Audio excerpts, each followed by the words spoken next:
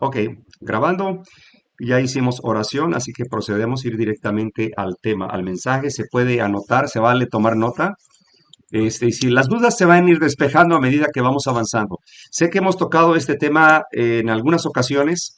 Creo que se le debe prestar más atención, más Dice, ¿qué es tiempo. la justicia de Dios? ¿Y qué tiene que ver con Mande, perdón, hermanita personas? Marta.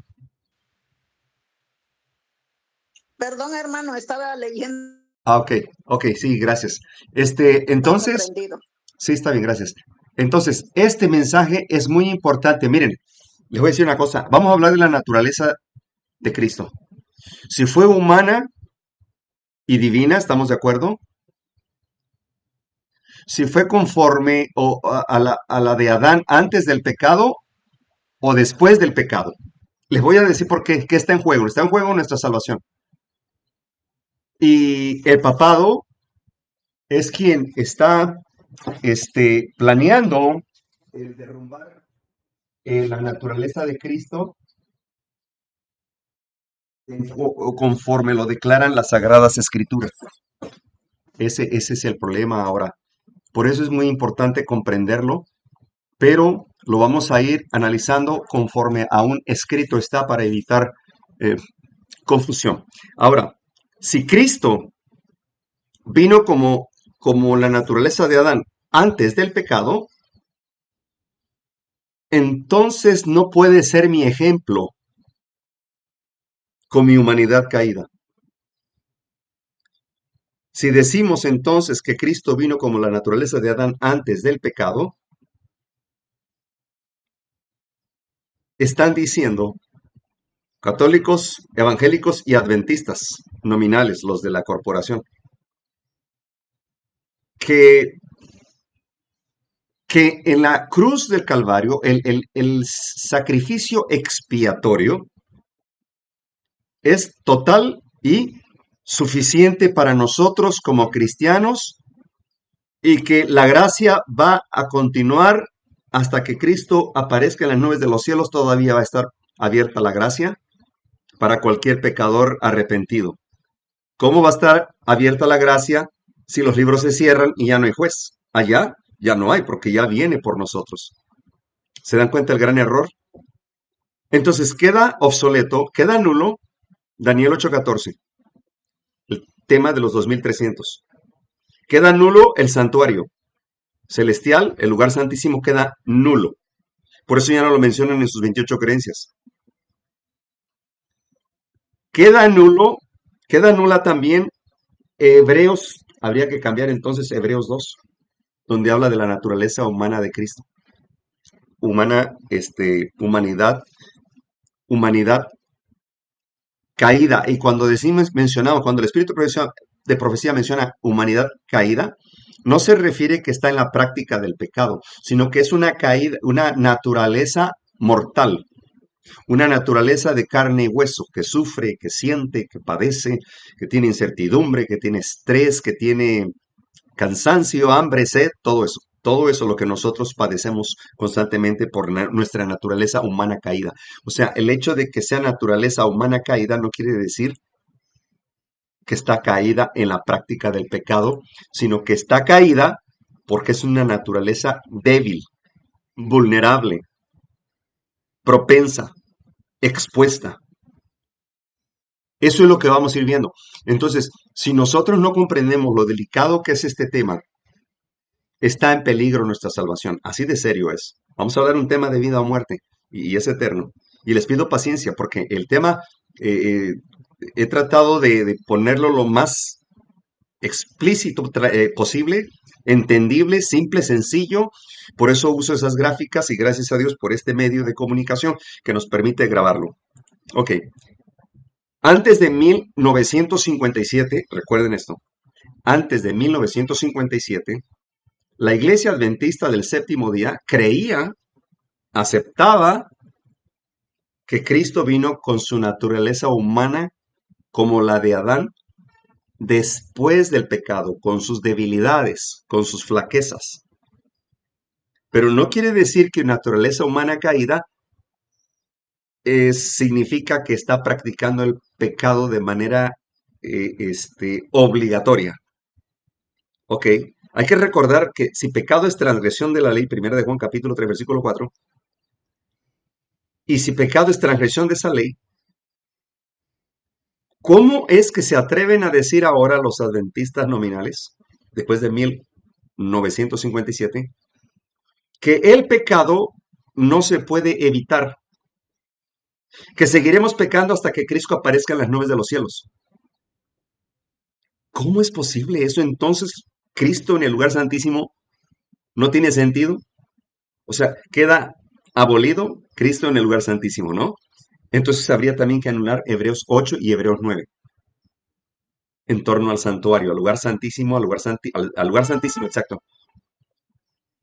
El mundo evangélico y los adventistas nominales corporativos hoy en día creen que estamos conforme al lugar santo. Y esto está en el capítulo de Primeros Escritos, el libro de Primeros Escritos, capítulo fin de los 2300, donde señala que hay dos grupos dentro de la iglesia adventista: los que están de pie, distraídos y que rechazan la luz, el conocimiento, la sabiduría, y los que están postrados, que siguen a Jesús cuando pasa al lugar santísimo. Y Satanás ocupa el lugar de Jesús y la gente quedó engañada pensando que Lucifer era Jesús.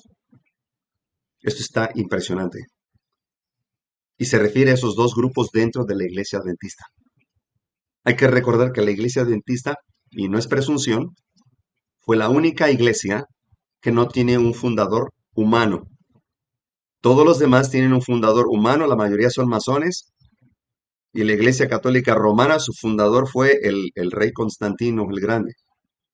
Pero el movimiento de la fe adventista surgió del gran chasco, como chasqueado fue Juan el Bautista, como chasqueado fueron los discípulos. Y un chasco no se refiere a un error, sino a una prueba. Si a pesar del chasco mantienen su fe incólume, ese es el plan. Dios utiliza el chasco como un instrumento para probar la fidelidad de sus fieles. Válgame la redundancia. Por eso es tan vital entender este tema. La justicia de Cristo es su ley moral, su ley espiritual. Romanos 7:14. Las cartas a Romanos y Gálatas, sobre todo en Hebreos, muestran exactamente una gran lección en cuanto a la justicia de Cristo, la justificación por fe. Es decir, es una justicia imputada, es decir, adquirida, aprobada por Dios, y luego impartida. Pero esa justicia de Cristo no me hace justo. Óiganlo bien, la justicia de Cristo, el creer en Él, no me hace justo, sino que me da la oportunidad de alcanzar justicia. Dios pone el 90%, nosotros, lo que Dios no va a hacer por nosotros, el 10% mediante nuestra voluntad, nuestro interés de hacer un cambio en nuestras vidas. Y entonces comenzar, después del arrepentimiento de los pecados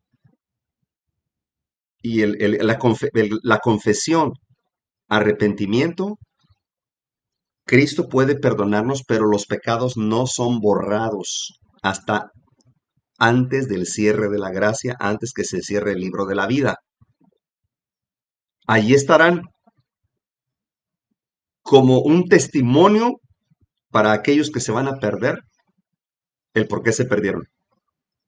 Pero los que lograron arrepentirse y cambiar su mente por una mente como la de Cristo, sus pecados, dice el Señor, nunca más se acordará de ellos. Y entonces somos perdonados por medio de la gracia, juzgados por obras, es decir, la fe para buenas obras. Bien, sin más preámbulo, es posible que no termine este tema hoy porque pues hemos tenido un retraso, faltan 20 para las 7 aquí en México. Pero sí quiero ponerle una pausa, voy a ver en qué momento, porque este es el mismo mensaje, quizá lo vamos a tener que dividir en dos, pero es muy importante comprender esto. ¿Qué es la justicia de Dios y qué tiene que ver con los cristianos? Vamos a la ley y luego al testimonio. En el Evangelio la justicia de Dios se revela por fe y para fe, como está escrito, mas el justo por la fe vivirá. Oh, dicen, preguntan, ¿tú ya eres justo? No. A ver, el que juzga con su propia justicia, el que juzga a los demás, ese justo no hay justo ni a un uno. Pero el que es juzgado por medio de la justicia de Cristo y nosotros por fe aceptamos esa justicia impartida también. Es decir, lo que dije anteriormente, la justicia de Cristo no me hace justo, me abre las puertas a que por medio de la confesión y arrepentimiento pueda ser aceptado por la justicia de Cristo y darme su justificación y justificarme. ¿Sí me explico? Entonces, ¿qué es la fe? La convicción de lo que se espera y las evidencias de lo que no se ve. Y sin fe es imposible agradar a Dios. Y Jesús dijo, si tuvieses fe como el grano de una mostaza, el grano más pequeño, podrías mover montañas. Es decir, quiso decir que la fe no requiere espacio ni lugar, sino que es un principio fundamental. Justificados pues por fe, tenemos paz para con Dios por medio de nuestro Señor Jesucristo. Amo a nuestro Señor Jesucristo. Hablará mi lengua tus dichos, porque todos tus mandamientos son justicia. Salmo 119, 172. Qué triste que el mundo evangélico rechace la ley moral porque dicen que no están bajo la ley. Pues claro, si la rechazan, sí están bajo la ley, porque la ley persigue al deudor, al deudor. Y el hecho de desconocer esa ley no los exime de ningún castigo. Es importante entender esto. Estamos bajo la gracia. Pero si sobreabunda la gracia, si sobreabundó el pecado, sobreabunda la gracia, no quiere decir que vamos a seguir pecando porque todo sigue aumentando la gracia. No. Cristo vino a salvarnos de nuestros pecados, no en ellos. Entonces, sobreabunda la gracia, pues dice que porque sobreabundó el pecado. El pecado siempre sobreabunda.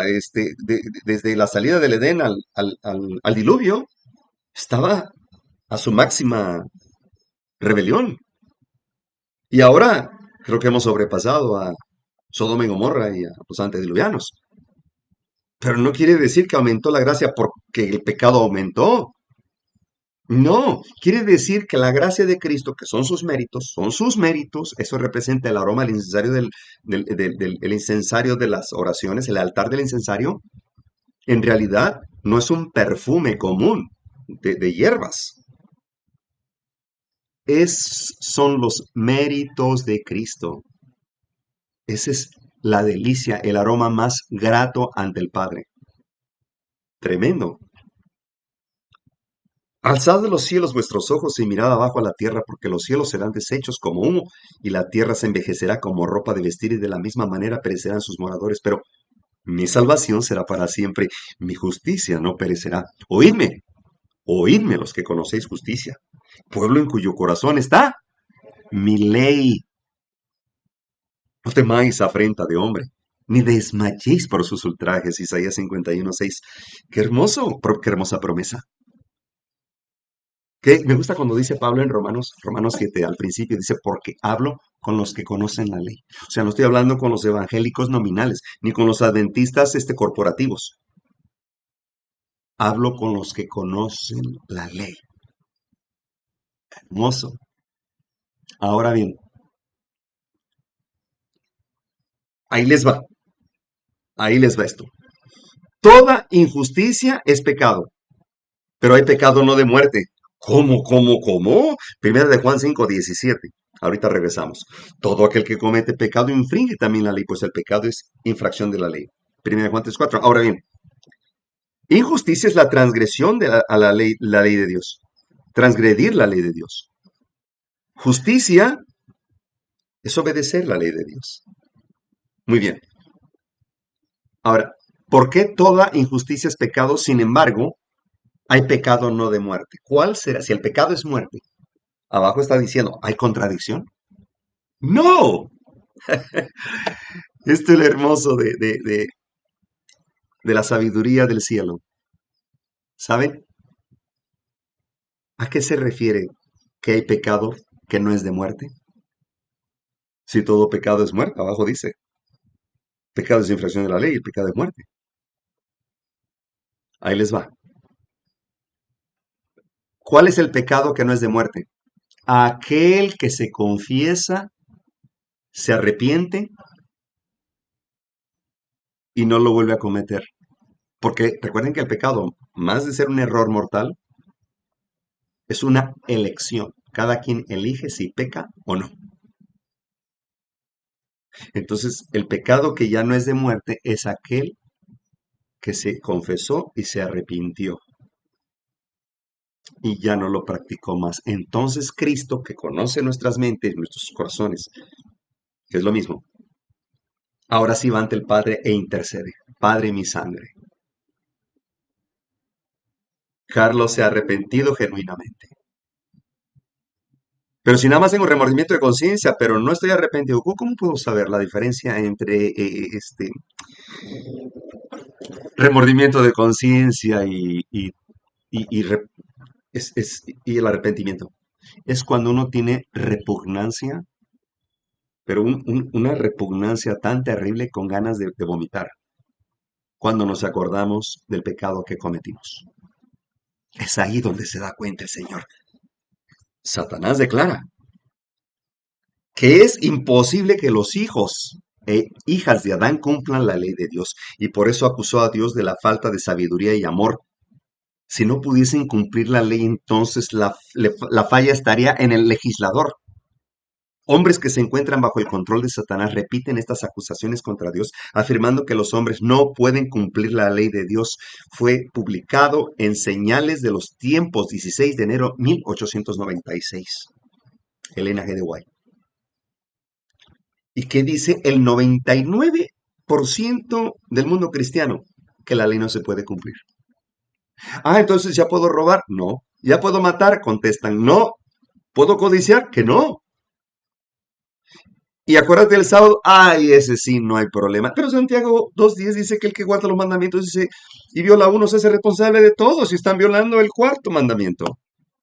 Ah, ese ya fue abolido. ¿Dónde está la cita? El Colosenses 2:14.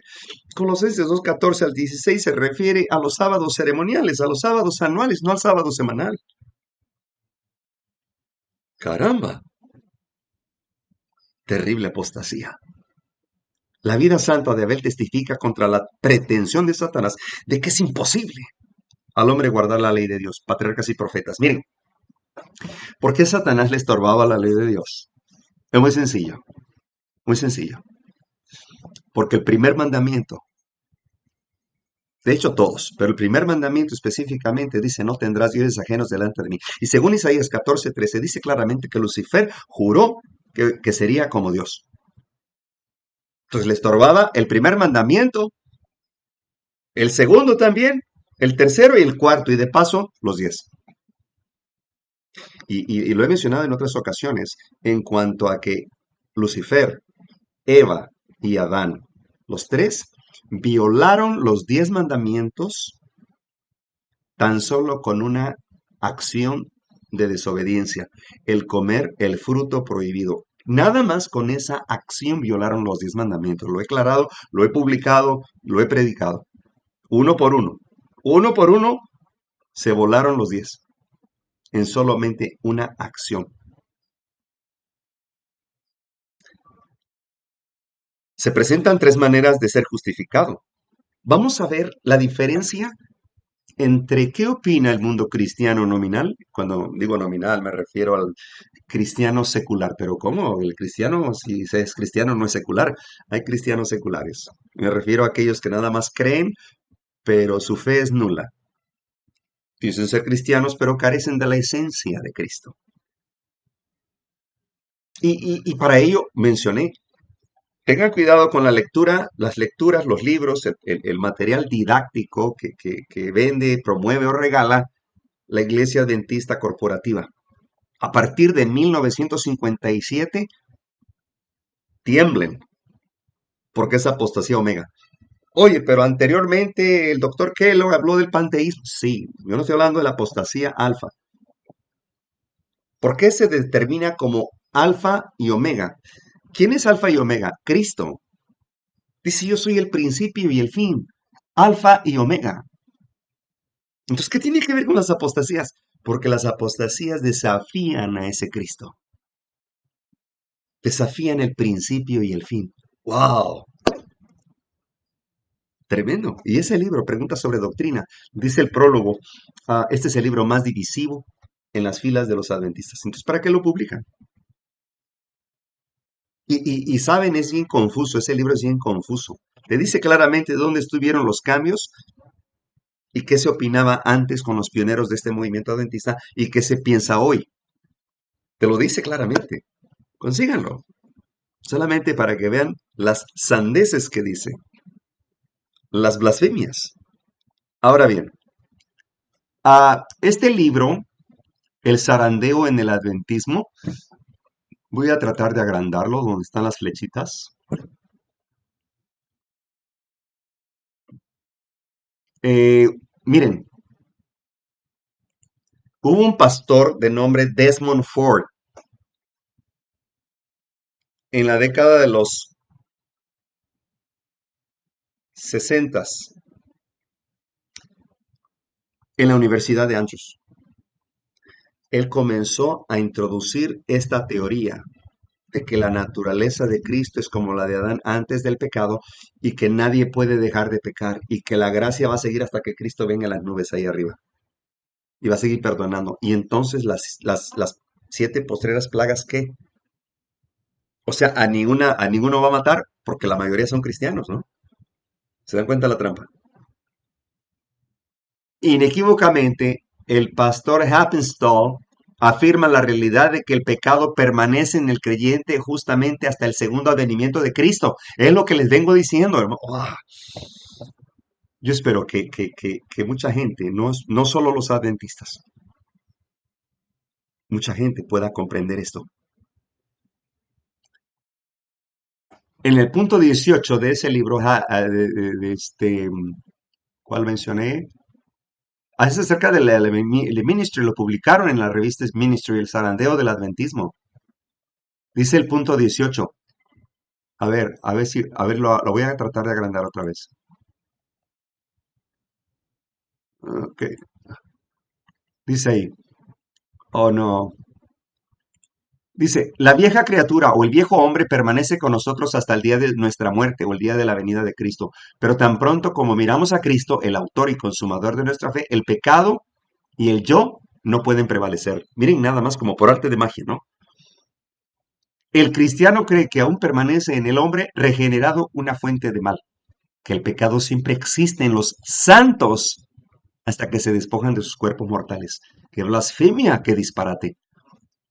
Este pecado original permanece en los cristianos y en los no cristianos hasta que mueren o son trasladados.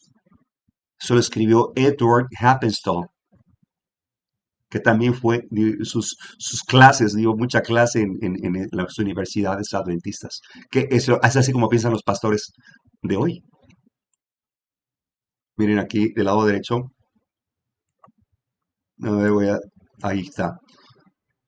No pasó mucho tiempo en lo que los teólogos adventistas comenzaron a abrazar públicamente la posición de Happenstall. Hasta la aplaudieron, dijeron, ¡bravo!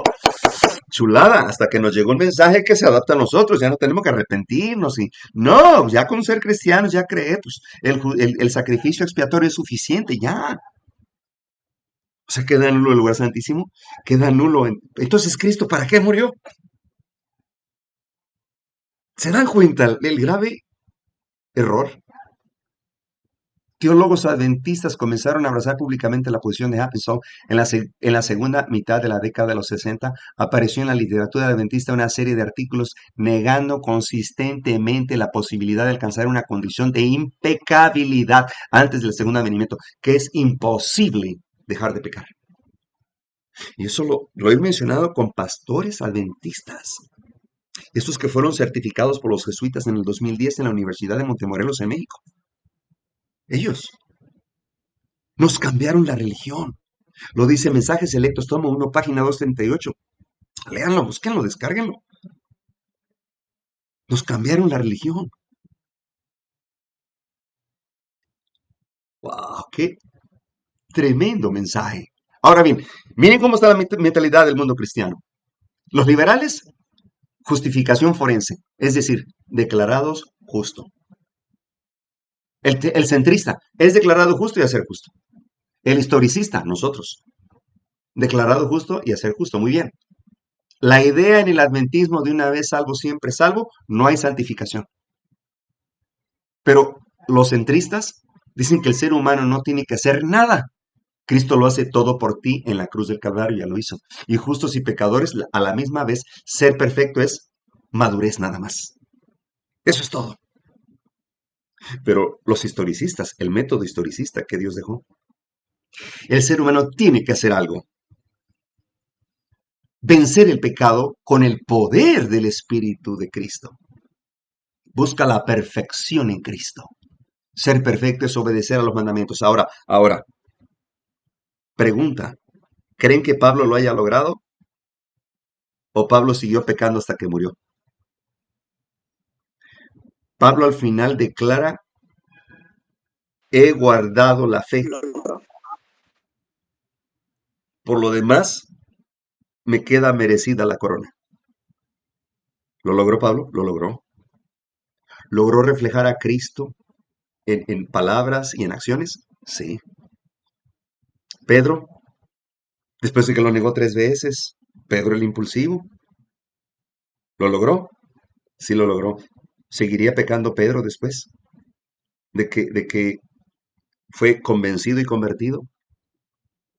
Y que al final sanaba, incluso resucitaban muertos en el nombre de Jesucristo. ¿Creen que lo logró o siguió pecando?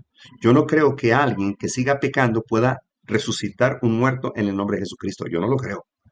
No sé ustedes, pero yo no lo creo. Tuvieron que abandonar el pecado. Vean nada más qué peligro es este terreno, ¿eh? Es muy peligroso. Ahora, y voy a adelantar un poquito. Los católicos dicen, y los evangélicos nominales, todos, los centristas y los liberales, dicen que aunque Jesús tenía humanidad humana y divina, ¿sí? Fue divina, fue humana porque nació de mujer, ya, de una virgen, perfecto, estamos de acuerdo. Y fue divina porque entonces, por el Espíritu Santo, estamos de acuerdo, pero ahora explícame cómo entiendes eso. Ah, dicen los líderes católicos, es que la persona, el Dios Espíritu Santo, cubrió a María. Por eso declaran que María sin pecado concebida, cuando ella fue concebida bajo la ley, en términos de un matrimonio humano, ¿verdad? Entonces, no fue concebida sin pecado, fue concebida con una naturaleza humana caída igual que la de nosotros. Ahora, Cristo no. En él, en la fecundación del vientre de María, no hubo actividad humana, varonil, no. Claro, cuando nosotros entendemos que el poder, a ver, cuando Dios creó a Adán, le dio el soplo de vida, ¿no? De barro, lo hizo de barro y le dio el soplo de vida, que es el espíritu. Es el soplo de vida, proviene de Cristo. Cuando Él retira el soplo de alguien, muere. Interesante, ¿por qué no lo retira de los malos? Porque es un Dios de amor y no se jacta en la violencia. Entonces, se proveyó ese soplo de vida al vientre de María. Pero ¿saben qué dicen ellos? No, que el Dios Espíritu Santo fue el que cubrió a María. O sea, dan a entender que fue el que tuvo relaciones con María. Porque, porque le están dando una persona, un trono, un cuerpo, separado del Padre y del Hijo. Y ahora caen en el gran error de que María, Madre de Dios. A ver, la Biblia declara que el Padre es Dios y que Cristo es el Hijo de Dios. Muy bien. Entonces, si es la madre de Dios, ¿será la abuela de Jesús? Hmm, interesante. Y si no fue la abuela de Jesús y fue la mamá de Jesús solamente, pero entonces quiere decir que era la esposa de Dios. Claro. Y si fue la esposa de Dios, ¿por qué se casó con José? ¿Cometería adulterio? Hay incoherencias en la doctrina católica romana, pero profundas incoherencias, disparates en su doctrina. Justificación forense. Cristo no te hace justo. Escuchen esto. Te declara justo. Esto dicen los liberales, pero lo interpretan como que en la cruz del Calvario ya los justifica a todo cristiano. Y como Jesús dijo, cree, tú y toda tu casa serán salvos. Ahí está. ¿Se dan cuenta? Nomás con creer y ya. O sea, peque y vive. Una vez salvo, siempre salvo. ¿Qué no fue el primer sermón de Satanás? Sí, eso le dijo Eva, no morirás. Desobedece a Dios. Viola su ley, es imposible de cumplir. Y dirás, ¿cómo Dios? ¿Cómo Dios? No puede ser Dios porque ya yo soy Dios. Eso dijo Satanás. A ti te la doy como mi asistente, como Dios, nada más. Terrible disparate. La inmortalidad del alma. La justificación forense es un acto de Dios que declara justo al pecador. El solo creer, independientemente si éste se arrepiente, bautiza y vive el nuevo nacimiento y la santificación. Hmm. ¿Qué dice la Biblia? Requisitos. Juan 5:28. No os maravilléis de esto, porque vendrá hora cuando todos los que están en los sepulcros oirán su voz, y los que hicieron lo bueno saldrán a resurrección de vida, mas los que hicieron lo malo a resurrección de condenación. Entonces, pero hicieron lo malo, sí, pero creyeron en Jesús. Oye, entonces nadie se va a morir, porque la mayoría se va a volver cristiana en el último momento, pues si dicen que Cristo va a seguir perdonando hasta cuando aparezcan las nubes de los cielos, cuando lo vean venir, primero que nada, seguramente no les va a hacer nada las plagas, las 7 postreras plagas no les van a hacer nada. Eso es una mentira. Y la otra es de que allá viene Jesús. Ah, no, pues sí creo en él. Bautícenme ahorita. Y ya, me salvé. ¿Se dan cuenta el error? En Mateo 7:13, entrad por la puerta estrecha, porque ancha es la puerta y espacioso el camino que lleva a la perdición, y muchos son los que entran por ella, porque estrecha es la puerta y angosto el camino que lleva a la vida, y pocos son los que la hallan, porque muchos son llamados y pocos los escogidos. Entonces, estas dos citas quedarían nulas. ¿O qué hacemos? ¿Las tachamos? ¿Las arrancamos de la Biblia? ¿O cómo le hacemos, señores eruditos, intérpretes de la ley, intérpretes de la Biblia? Pastores con maestrías y doctorados, con su PhD. Ese es el problema de su teología, nubla su entendimiento porque les hace sentir más soberbia. ¿Qué le puedes enseñar a un maestro? Es lo que pasó con los antiguos judíos. Justificación forense.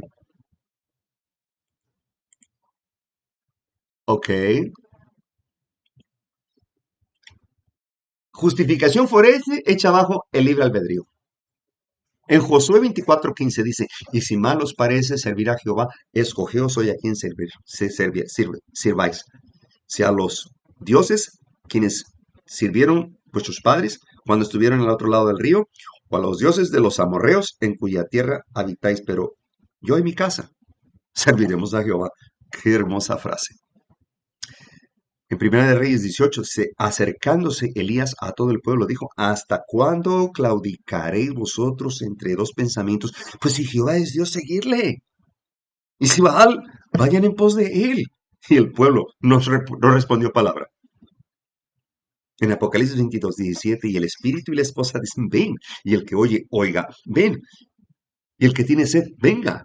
Y el que quiere, tome el agua de la vida gratuitamente. Romanos 5:17, pues si por la transgresión de uno solo reinó la muerte, mucho más reinarán en vida por uno solo, Jesucristo, los que reciben la abundancia de la gracia y el don de la justicia.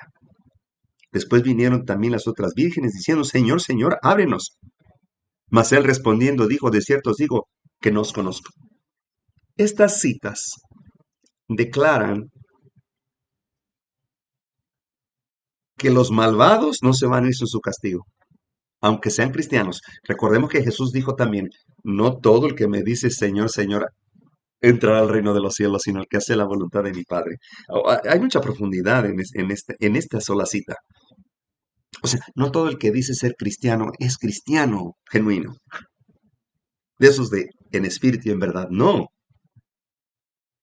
O sea que en aquel día le dirán, Señor, Señor, los cristianos que creyeron que una vez salvo, siempre salvo, claro, esos van a ser. En aquel día los que dirán, Señor, Señor, ¿te acuerdas de nosotros? Expulsábamos demonios en tu nombre. ¿Pero por qué? ¿Por qué somos destruidos? Pues, se destruyeron porque creyeron a sus pastores. Ese fue el problema con los judíos. Confiaban en sus intérpretes de la ley, en sus líderes. ¿Y qué pasa con el mundo cristiano? Los religiosos, miren, un religioso si lo desfraternizan de su templo, se va al mundo y se vuelve loco. Un verdadero cristiano que tiene el método historicista de la Biblia, que considera la Biblia como su única regla de fe y el espíritu de profecía como una inspiración del Dios eterno, este continúa su camino y sabe que es libre en Cristo y que tiene un pastor que se llama Jesucristo. Él sigue y que tiene que ganar almas para Cristo. Pero el religioso, quítale el templo, quítale al pastor. Es más, quítale a los diáconos y quítale al anciano. El religioso se vuelve loco. ¿Qué hago? ¿Y ahora qué hacemos? Pues ya no hay con quién reunirme. ¿Cómo? Así no pensaban los discípulos. ¿Qué pensaban los discípulos cuando los desfraternizaron en el Sanedrín?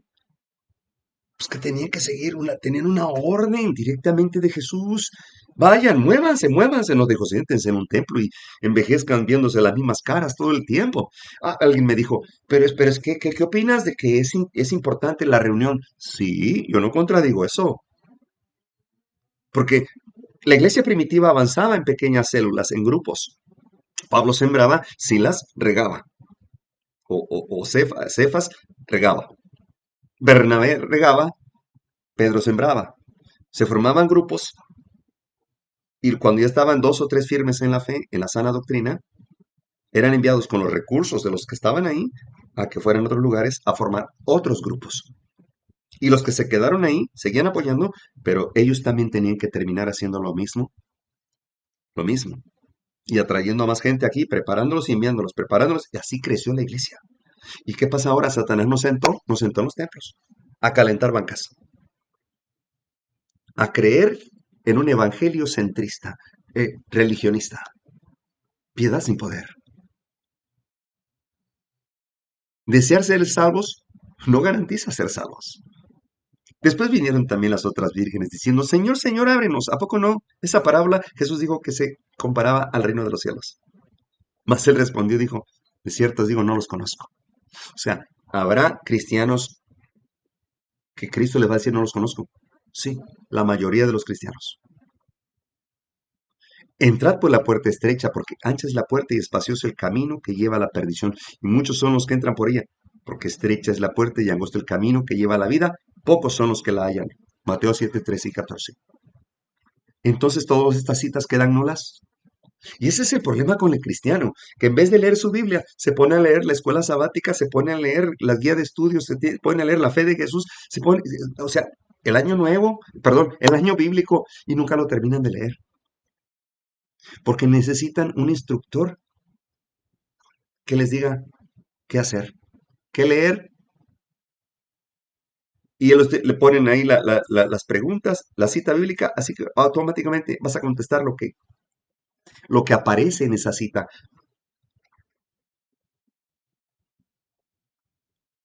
Pero la pregunta ¿es justificado el hombre a pesar de que en su vida no exista ningún cambio? ¿Será? La ley de Dios es la única verdadera norma de perfección moral. La ley fue ejemplificada prácticamente en la vida de Cristo. Él dice de sí mismo, yo he guardado los mandamientos de mi Padre, Juan 15:10, nada menos que esta obediencia hará frente a los requisitos de la palabra de Dios. El que dice que permanece en él debe andar como él anduvo. Primero de Juan 2:6. Claro está la Biblia. No podemos afirmar que somos incapaces de hacerlo porque tenemos la seguridad bástate mi gracia. Ok, ya por gracia soy salvo. Yo nomás creí, es más, ya me bautizaron. ¿Pero quién te bautizó? Pues un pastor. Pero ese pastor guardaba los 10 mandamientos, incluyendo el sábado. No, pero entonces, ¿quién te bautizó? Ese bautismo no entró en el libro de la vida del Cordero que fue inmolado, porque Jesús guardó el sábado en la tumba. Hmm. Al mirarnos en el espejo divino, la ley de Dios, vemos al carácter excesivamente pecaminoso del pecado y nuestra propia condición perdida como transgresores. Pero por el arrepentimiento y la fe somos justificados delante de Dios y por la gracia divina capacitados para prestar obediencia a sus mandamientos. Se encuentra en el libro Reflejemos a Jesús. Hermanos, y está en Eventos de los Últimos Días, pues. Ahí dice la razón por qué no ha venido Jesús. Y miren, aquí está, de una vez. Para no quedar a deberles nada, no es bueno deber. Así que no quiero volverme deudor. A ver, ¿por qué Cristo no ha venido? Miren, hermanos, pudo haber venido en 1888, poco tiempo después que hubiera aprobado la ley dominical en aquel entonces. Pudo haber venido después de 1904, porque el N. G. de White exigió una reforma y reavivamiento de los líderes de la iglesia porque andaban bien perdidos. O sea, nosotros mismos estamos deteniendo la segunda venida de Cristo. Es por culpa nuestra que no ha venido. Es por culpa nuestra. Porque no queremos que venga. Y miren, en las redes, cuando menciona ley dominical, por ahí ponen muchas caritas tristes. Ley dominical, ya Estados Unidos ya dijo que va a regresar a las leyes azules. Y las caritas tristes de los hermanos. Hermanos, es que no deberíamos poner una carita con gozo, júbilo. ¿Por qué? Pues por ende, Cristo viene pronto. Se me hace que esa carita triste es porque no estamos listos. Entonces nosotros somos culpables de que Cristo no haya venido. ¿Por qué no ha venido? Miren, dice aquí Eventos de los Últimos Días, página 39, tercer párrafo, lo que Cristo está esperando. Cristo espera con deseo anhelante la manifestación de sí mismo en su iglesia. ¿Qué cosa? Cuando el carácter de Cristo sea perfectamente reproducido en su pueblo, ¿escucharon bien? Cuando el carácter de Cristo sea perfectamente reproducido en su pueblo, entonces vendrá Él para reclamarlos como suyos. Todo cristiano tiene la oportunidad no solo de esperar, sino de apresurar la venida de nuestro Señor Jesucristo. ¿Apresurar? O sea, ¿depende de nosotros también? Sí. Sí, si nos pusiéramos bien entregados al Eterno, bien arrepentiditos, bien entregados en obediencia, en espíritu y en verdad, con corazones puros y manos limpias, apartados de todo mal, entonces podríamos salir a compartir a otros lo que Dios nos ha dado, esa alegría, ese júbilo.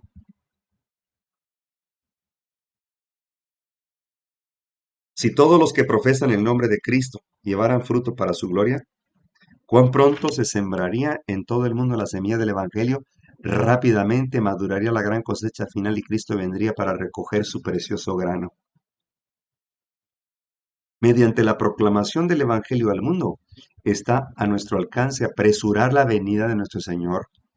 No solo hemos de esperar la venida del día, dice la venida del día de Dios, sino apresurar la deseo de todas las gentes. Nos permite que por la cooperación con Él acabemos con esta escena de miseria. Quejándonos de este mundo. ¿Y por qué tanta violencia? ¿Y dónde están sus mandamientos, pues? ¿Los estamos proclamando o cómo? ¿Se cree que va a venir nada más porque yo creo en Jesucristo y ya soy salvo? Ese es el grave problema de no leer la Biblia. La palabra de Dios dice claramente el que lea, entienda. No dice el que oiga, no dice el que aprenda de otros. El que lea, entienda. Y solo los entendidos comprenderán en qué etapa de la historia profética vivimos.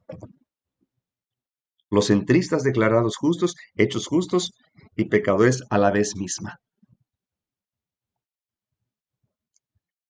Estas cosas os escribo para que no pequéis, dice el Señor. Ajá. Ah, pero si alguno hubiere pecado, abogado tenemos para con el Padre, a Jesucristo el justo. 1 Juan 2:1 dice claramente. Esta cita fue que mi abuela, que era católica, y se le daba orgullo a mi abuela, declararse como Jovita Rabiela, cantora del coro de María. Ajá. Como dijo Pablo, ¿no? En cuanto a la ley celos, o sea, ella era cantora del coro de María. Ajá. Más católica que el Papa. Eso sí, tenía en su casa imágenes veladoras, pero sí, una veladora más y podría incendiar la casa. Pero cuando conoció a mi abuelo, que fue el que le dio el mensaje, imagínense, una adventista ahora con una católica. Pero bueno que la abuela entendió. Le costó mucho. Cuenta mi madre que le costó mucho a la abuela. Y que le fue a preguntar al cura. Oiga, dice, pero aquí en la Biblia dicen, no te harás imagen de nada que esté en el cielo. ¿Y estas imágenes? Ay, Jovita, ya te estás juntando con esos herejes protestantes. Seguro ya te están lavando la cabeza. Que no entiende. Acuérdate que tenía imágenes el arca del pacto. Ahí tiene unos ángeles. Fíjese nada más cómo le decía aquel cura. Y la otra, esta cita fue la que le leyó. Porque le estaba pidiendo que se confesara, que tenía que ser que no me acuerdo, que es una comunión y todo eso, y que se confesara. Y él le sacó esta cita, 1 Juan 2:1. ¿Y saben lo que hizo el cura? Mejor la corrió. Lárgate de aquí con estos herejes. Quedas excomulgada, te vas a ir al infierno. Así fue. Esta cita, por eso me trae a memoria mi abuela. Hay quienes han conocido el amor perdonador de Cristo y desean realmente ser hijos de Dios. Sin embargo, reconocen que su carácter es imperfecto y su vida defectuosa. Están propensos a dudar de que sus corazones hayan sido regenerados por el Espíritu Santo. A los tales quiero decirles que no se abandonen a la desesperación.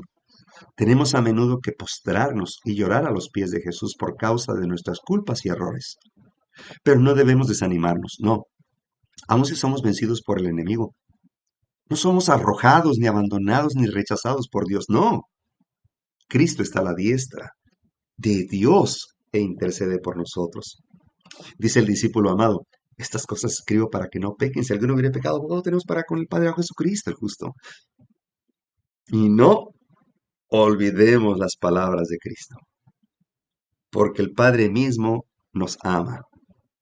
Él quiere que nos reconciliemos con Él. Quiere ver su pureza y su santidad reflejadas en nosotros. Y si tan solo queremos entregarnos a Él, el que comenzó en nosotros la buena obra, la perfeccionará hasta el día de Jesucristo. Oremos con más fervor, creamos más plenamente, y a medida que desconfiemos de nuestra propia fuerza, confiaremos en el poder de nuestro Redentor, y luego alabaremos a aquel que es la salvación de nuestro ser. Esto está en el Camino a Cristo, capítulo 7.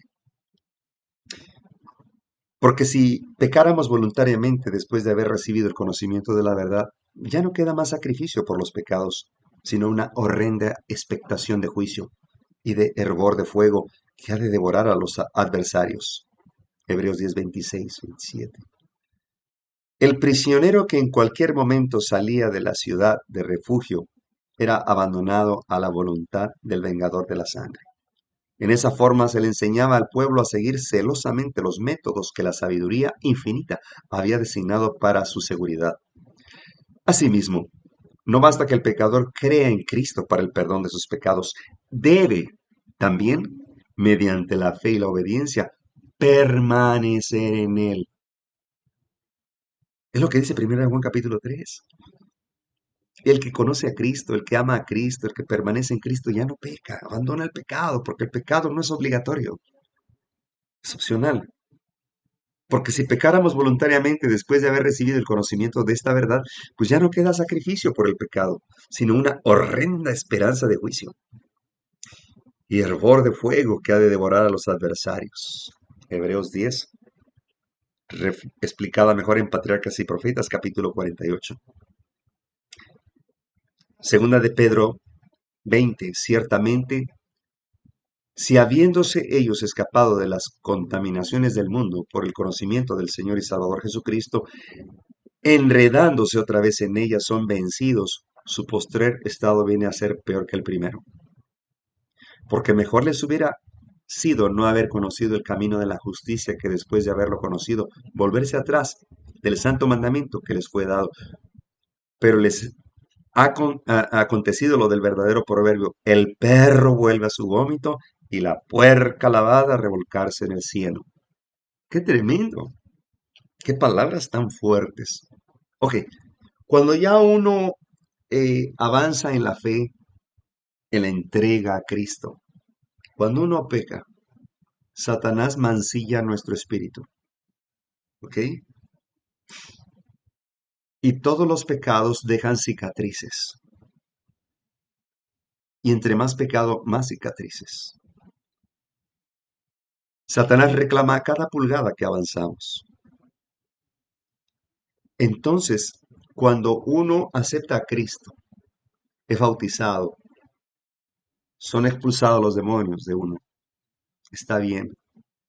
Pero resulta que cuando uno fue bautizado,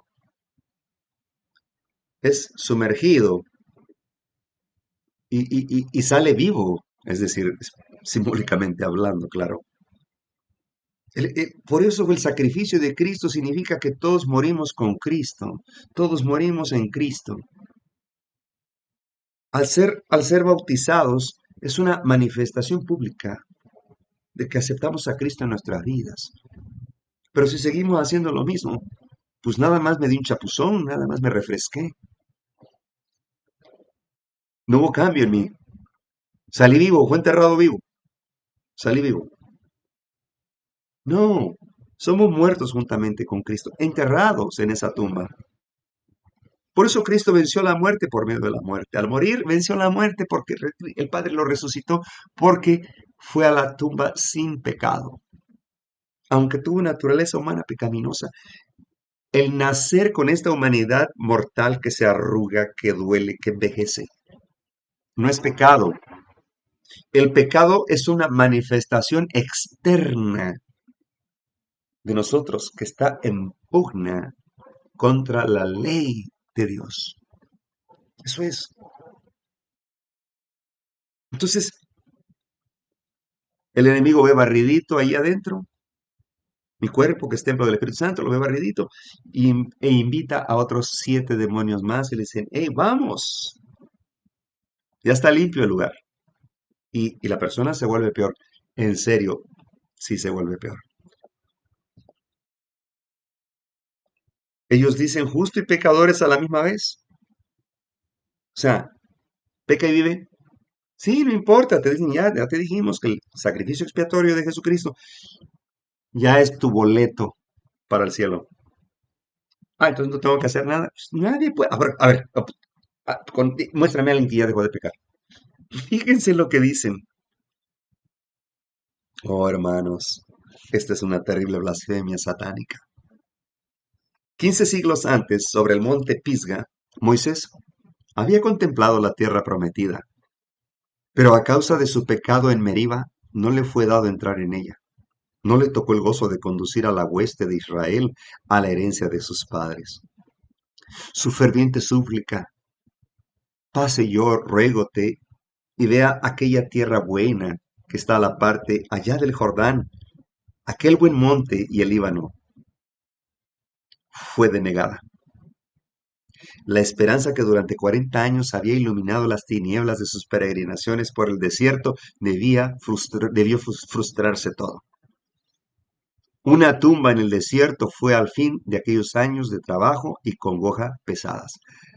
Pero aquel que es poderoso para hacer todas las cosas mucho más abundantemente de lo que pedimos o entendemos, había contestado en esta medida la oración de su siervo. Moisés pasó bajo el dominio de la muerte, pero no permaneció en la tumba. Cristo mismo le devolvió la vida. Satanás, el tentador, había pretendido el cuerpo de Moisés por causa de sus pecados, pero Cristo el Salvador lo sacó del sepulcro, deseado de todas las gentes. Aquí el detalle está, la clave estuvo en que Moisés se arrepintió. David, Salomón, se arrepintieron a tiempo. A casos contrarios. Acab nunca se arrepintió. Balaam, él era profeta de Dios, nunca se arrepintió. Judas, nunca se arrepintió. Cuando devolvió las monedas fue que le mordía la conciencia. Pero jamás dijo, Señor, perdóname, he pecado contra ti. Pues. Y yo creo que se habría salvado, pero no se arrepintió. Y me dijo, no selle las palabras de esta profecía de este libro, porque el tiempo está cerca. El que es injusto, ¿qué? Sea injusto todavía. El que es inmundo, sea inmundo todavía. Noten estas las letritas más negritas. Pero el que es justo, practique la justicia todavía. El que es santo, santifíquese todavía. Apocalipsis 22. ¿Qué quiere decir esto? Se dan cuenta que el mundo evangélico está blasfemando de una manera terrible y está arrastrando a millones a la perdición. Y los adventistas líderes nominales también, ¿qué pueden contestar ante esta cita? Oh, son tan astutos que capaz que lo envuelven a uno y le dicen, mira, ya te dije que tú eres justo, con el sacrificio expiatorio ya eres justo. Vienen nada más, así. El problema es ir a preguntarle a estos inconversos, incircuncisos del alma. Hay que preguntarle a Dios directamente en su palabra, ¿qué estamos leyendo? El hablar de justicia, estamos hablando de la ley espiritual de Dios. Y así como Dios dijo, sed santos como yo soy santos, porque sin santidad nadie podrá ver a Dios. ¿Qué significa eso? Que la justicia de Cristo me es imputada, es decir, está aprobada por Dios el que yo la pueda recibir y aceptar. Y es impartida por su mismo mérito, su justicia. El vestido de bodas es su propio carácter, su justicia. Ese es el vestido de bodas. Perdón, nos van a hablar, pero no va a ser por teléfono. Es Dios el que nos habla por medio de esta palabra. Así que hay que analizar bien con el ojo espiritual, con los ojos espirituales, perdón. ¿Quién podrá describirnos los lamentos que se levantarán cuando en el límite que divide el tiempo y la eternidad, el juez justo alce su voz y diga, es demasiado tarde? Largo tiempo han permanecido abiertas las amplias puertas del cielo y los mensajeros celestes han invitado y suplicado, y el que quiera tome del agua de la vida gratuitamente. Si oyereis hoy su voz, no endurezcáis vuestros corazones. Pero al fin se publica el mandato. El que es injusto siga siendo injusto, el que es inmundo sigue en la inmundicia. Pero el que es justo siga apartándose de sus pecados. Manténgase con su vestido de bodas limpio. Limpio, que es la justicia de Cristo. Ese vestido de bodas se está entretejiendo en el hilar del cielo y no tiene ningún hilo de invención humana. La justicia de Cristo es su propio carácter, que se debe reflejar en aquellos que recibimos a Cristo en espíritu y en verdad, en fe, que produce buenas obras. En gracia, pero juzgados por las obras. Los históricos declarados y hechos justos. Hijitos, nadie os engañe. Quien practica la justicia es justo, así como Él es justo. 1 Juan 3:7. Porque lo que era imposible para la ley, por cuanto era débil por la carne, Dios enviando a su Hijo en semejanza de carne de pecado. Hermanos, esto lo está diciendo Pablo. Carne de pecado significa humanidad caída, pero no es pecado nacer en carne de pecado, carne de mortal. Cristo no nació siendo inmortal, nació siendo mortal. Por eso ocupó un lugar, un cuerpo humano. Y a causa del pecado condenó el pecado en la carne, para que la justicia de la ley se cumpliese en nosotros. Hermanos, ¿se dan cuenta cuando Cristo tomó cautivo todos los pecados como un kamikaze? aquel que en la guerra, en la Segunda Guerra Mundial, se enredaba de granadas y se aventaba abajo de los tanques de guerra. Se volvía un caudillo, daba su vida, su cuerpo, por su bandera, por su patria, ¿no? Pero esos mueren por cosas simples. El morir por Cristo se tiene que enredar en vez de esas granadas, enredarse la justicia de Cristo, enredarse su gracia, enredarnos su justicia y aventarnos él a predicar.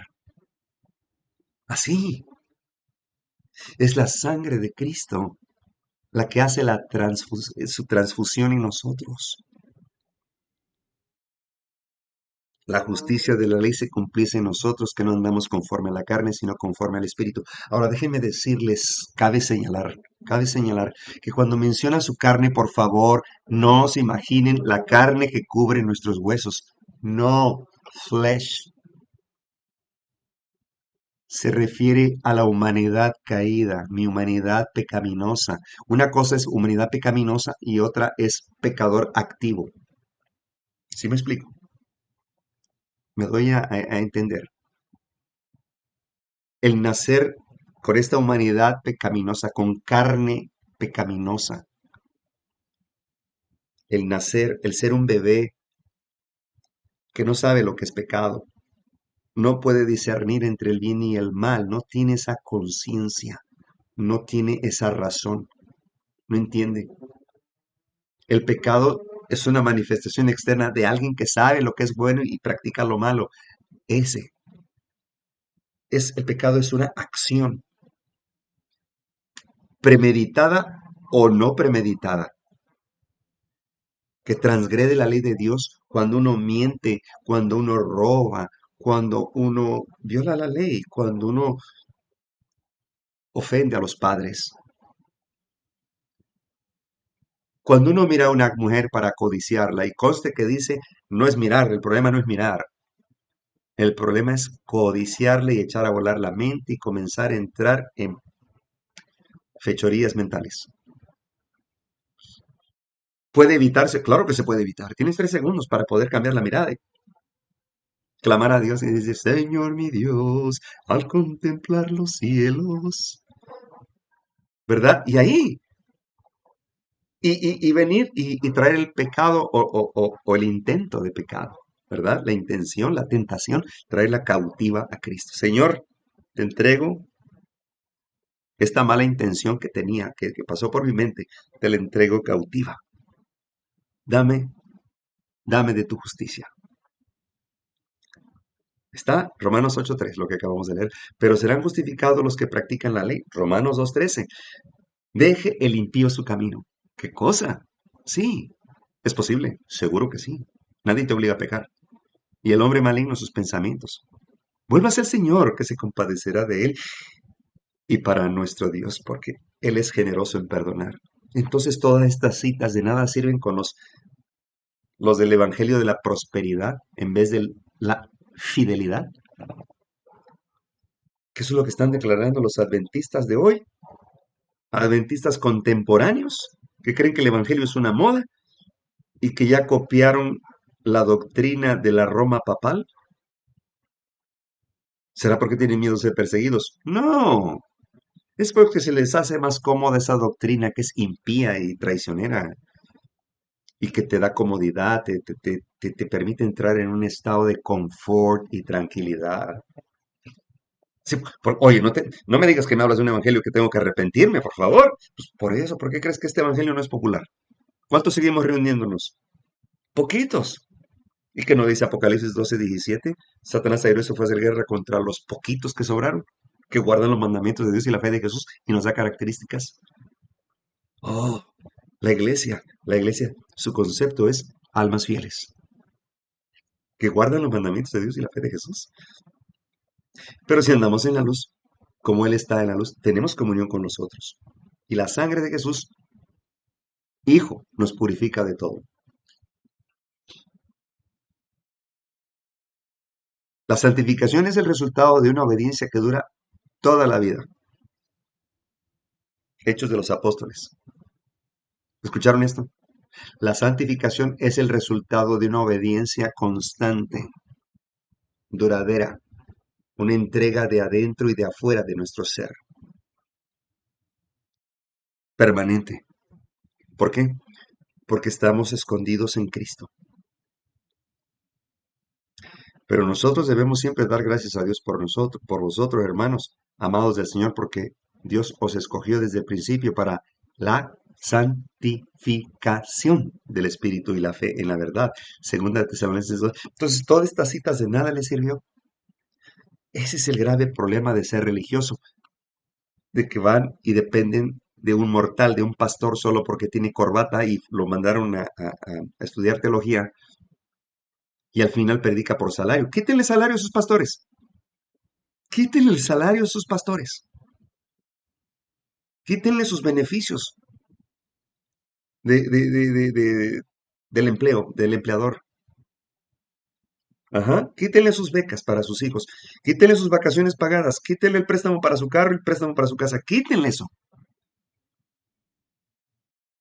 Y los van a encontrar tan confundidos como una brújula alocada. Como también Cristo amó a la iglesia a sí mismo, se entregó por ella. ¿Para qué?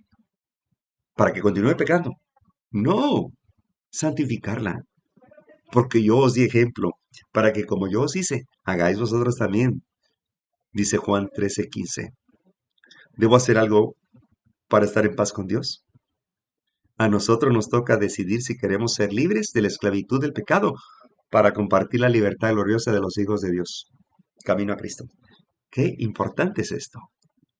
Hermanos, los que están en una asociación religiosa son cautivos de los dueños de esa religión, porque además ellos sin diezmos y ofrendas no estarían ahí, no estarían ahí. Si os aferráis a yo y rehusáis entregar la voluntad a Dios, elegís la muerte. Y donde quiera que esté el pecado, Dios es para él un fuego devorador. Y si elegís el pecado y rehusáis separaros de él, la presencia de Dios consume el pecado, también os consumirá a vosotros. Por el contrario, el sendero que conduce a la vida es angosto y estrecha la entrada. Si nos aferramos a algún pecado predilecto, hallaremos la puerta demasiado estrecha. Y si deseamos continuar en el camino de Cristo, debemos renunciar a nuestros propios caminos, a nuestra propia voluntad y a nuestros malos hábitos y prácticas. El que quiere servir a Cristo no puede seguir las opiniones ni las normas del mundo ni de los pastores. La senda del cielo es demasiado estrecha para que por ella desfilen pomposamente la jerarquía y las riquezas. Demasiado angosta para el juego de la ambición egoísta y demasiado empinada y áspera para el ascenso de los amantes del ocio. A Cristo le tocó la labor, la paciencia, la abnegación, el reproche, la pobreza y la oposición de los pecadores. Lo mismo debe tocarnos a nosotros, si alguna vez, claro, hemos de entrar en el paraíso de Dios. La escuela sabática, vestidos de gracia, me mostró el sumo sacerdote Josué, el cual estaba delante del ángel de Jehová, y Satanás estaba a su mano derecha para acusarle. Y dijo Jehová a Satanás: Jehová te reprenda, Satán. Jehová que ha escogido a Jerusalén te reprenda. ¿No es este un tizón arrebatado del incendio? Josué estaba vestido de vestiduras viles y estaba delante del ángel. Y habló el ángel y mandó a los que estaban delante de él, diciendo: Quitadle esas vestiduras viles. Y a él le dijo: Mira, que he quitado de ti tu pecado y te he hecho vestir de ropas de gala. Después dijo: Pongan mitra limpia sobre su cabeza. Y pusieron una mitra limpia sobre su cabeza y le vistieron las ropas, y el ángel de Jehová estaba en pie. Zacarías 3, del 1 al 5. Pero entonces, ¿qué entendemos? Pero si lo está diciendo también la guía de estudio, ¿qué parte no entendemos? Quizá estamos viendo el vaso medio vacío, cuando en realidad está medio lleno. Es cuestión de enfoques. La razón es a quien le preguntas. ¿A Dios a través de las Sagradas Escrituras o al otro a través del consejo humano? En gran manera me gozaré en Jehová, mi alma se alegrará en mi Dios, porque Él vistió con vestiduras de salvación, me rodeó de manto de justicia, como a novio me atavió y como a novia adornada con sus joyas. Isaías 61:10. ¿Y quiénes entran al cielo? Abrid las puertas y entrará la gente justa, guardadora de verdades. Isaías 26:2. ¿Cuáles son esas verdades? Cristo. Él dijo, yo soy la verdad, el camino, dice, la verdad y la vida. Nadie viene al Padre si no es por mí. El camino, la verdad y la vida. ¿Sabían ustedes qué es el santuario? Y ya con eso terminamos. El camino es el atrio. La verdad es el lugar santo, donde se encuentra el candelabro, el Espíritu de Dios, los panes de la proposición, 6 por el Padre y 6 por el Hijo. Y también el altar del incensario que representan las oraciones, pero en sí son los méritos de Cristo. Ese es el lugar santo, la verdad. Y la vida, el lugar santísimo. Ahí se encuentra el Dios eterno, el Dios del cielo, el que entregó a su único Hijo para que todo aquel que en él crea no se pierda, mas tenga vida eterna. Y por su sangre, es que somos limpios.